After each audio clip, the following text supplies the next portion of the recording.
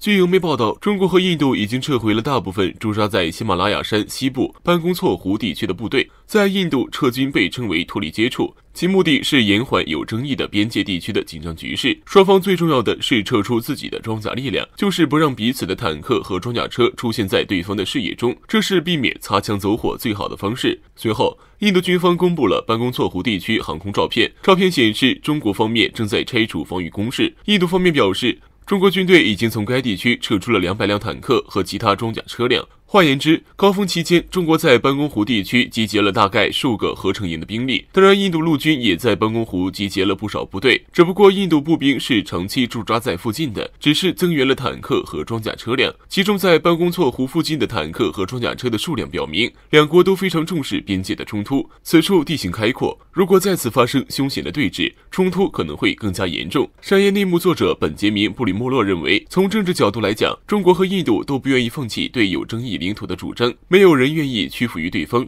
中国和印度是两个强大的大国，如果他们彼此之间在争端领土上无法达成共识，新的武装冲突仍可能发生。人们很容易会想起1962年的边界战争，战争结果是中国确立了对阿塞克钦地区的控制权，而面对身经百战的中国步兵，印度显然不是对手。其实有史料显示，印度投入法制 AMX 轻型坦克，但只是躲在远处对中国军队进行炮击，基本没有造成中国军队的有效伤害。而中国也未意识到自己遭到了坦克的攻击。在对阿塞克钦战争得出结论之后，印度开始建立自己的坦克力量。目前最适合在喜马拉雅山脉的寒冷气候下使用的还是俄罗斯坦克。阿琼显然指望不上，由于印度方面基建落后，而坦克在高原地区的功率损失高达 45%。印度的坦克无法使用重型卡车运送至拉达克，而是使用伊尔76运输机运上拉达克机场的，但伊尔76的载重能力是无法运输整辆 T72的。所以印度陆军是将坦克拆成炮塔和车辆两部分，分开运上拉达克，再重新组装起来的。如此麻烦也是后来印度陆军要求引进轻型坦克的原因。在喜马拉雅山脉最有优势的是15式，它的重量只有35吨，而印度的 T72、T90 和阿琼分别重41吨、46吨和68吨。更多的剩余功率意味着高原地区更好的机动性，较低的质量使15式比重型印度坦克更适合在山区地形上进行机动。印度没有自己的轻型坦克，这种情况大大降低了其在喜马拉雅山与中国装甲部队对抗的机会。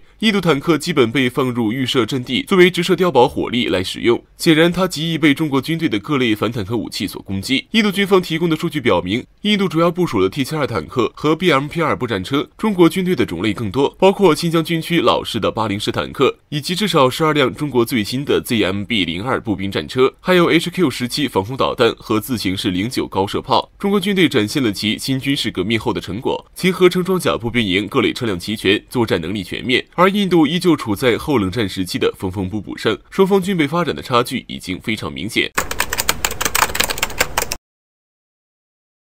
近日，据参考消息网援引日本经济新闻报道称，日本将于本月11号至17号于美法两国举行联合军演。据了解，此次三方联合举行在日本国内的军事演习还是首次，这对中国及其周边国家将是不同寻常的军事信号。美国在近些年一直都对中国渐渐强大有诸多意见，阻挠中国正常发展之心始终未绝。尤其在16年南海危机过后，中国通过雷霆手段确定了自己的地位，其他如菲律宾等国此后就不敢再去挑衅中国，偶有些争端，但都能很快平息。美国对中国如此安静祥和的局面心存不满，一直撺掇其他国家和中国争斗，更是要提出重返亚太。在美国重返亚太战略的推波助澜下，有不少国家都试图来东海这边找点存在感，试图想让东海又起波澜。远在大西洋与东海毫无瓜葛的法国都要跑来晃悠，似乎公海的航行海域容纳不下法国几艘上世纪90年代设计的护卫舰。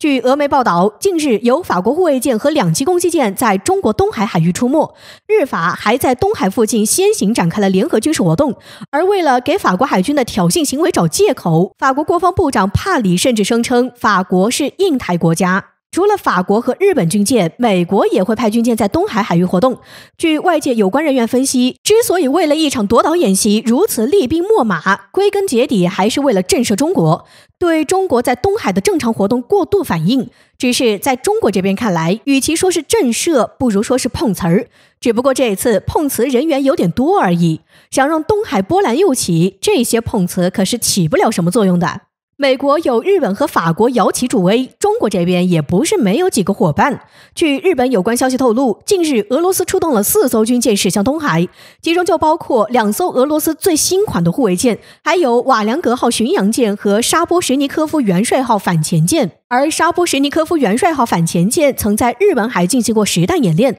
中国海军也在5月初就派出山东舰出海演训，不排除在南海相关海域演训完之后会向东海海域出发。因此有外界猜测，为了应对日美法的碰瓷，中国有可能会与俄罗斯在东海进行相应的军事活动。此番猜测并不是无的放矢，此前中俄两国已经举行过数次大规模联合军事演习活动。面对美国及其盟友的咄咄逼人，中国和俄罗斯作为全面战略协作伙伴，不是没有可能联手行动。毕竟中俄双方经济上相互帮助，在军事上也是合作愉快。至少在针对美国这方面，中俄实际上已经背靠背。东海若起波澜，俄罗斯也要面对美方在亚太地区施加的军事压力。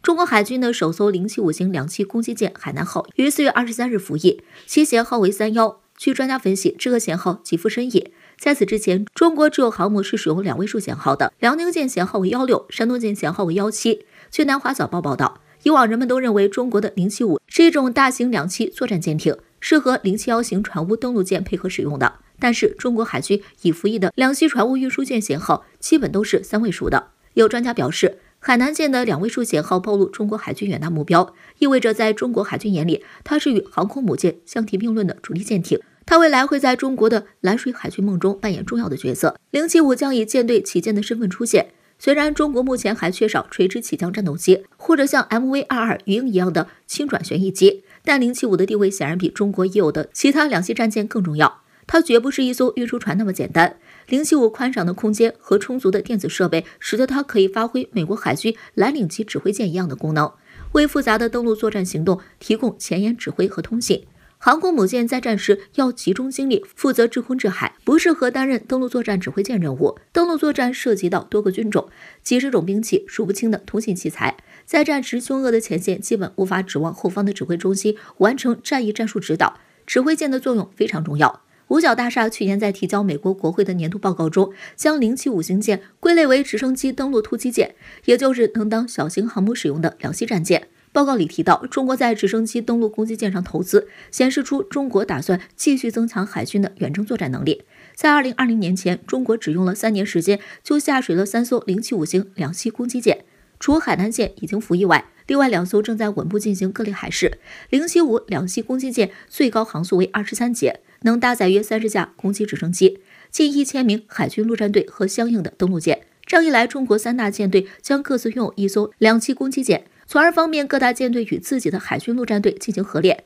当然，中国正在组建海军陆战队的军级单位，为海外投送力量做准备。中国已经研发了预警直升机和轻型机载反舰导弹，即便没有航母，075也可以带领舰队执行中等强度的作战任务。目前075最缺乏的就是起降固定翼飞机的能力，而这恰恰是美国的美利坚级与黄蜂级两栖突击舰的强项。美军计划在全制海模式下，美国级可以搭载超过20架 F-35B， 已经接近辽宁号的载机量。而由于 F-35B 的输出，日本出云级直升机驱逐舰、韩国独岛级攻击舰都具备了类似的战斗力。同样，欧洲各国的两栖攻击舰也都借助 F-35B 摇身一变成为轻型航母，而很多国家都会借机来南海游行，这不得不引起中国的警惕。在中国近海执行任务时，缺乏固定翼战机的问题并不严重，因为这些海域都在中国空军的覆盖范围内。在海外行动时，固定翼战机的作用就会凸显。当然，此时就需要中国航母的出场了。